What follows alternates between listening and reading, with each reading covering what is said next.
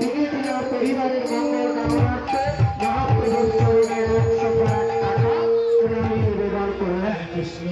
পরম কৃষ্ণ ভক্ত আরতি দাস বাড়ি সোনাপুরা তিনি তার পরিবারের মঙ্গল কামনার্থে মহাপ্রভুর চরণে 102 টাকা কৃষ্ণ নিবেদন করলেন। হরে কৃষ্ণ পরম কৃষ্ণ ভক্ত শ্রীমৎ কৃষ্ণ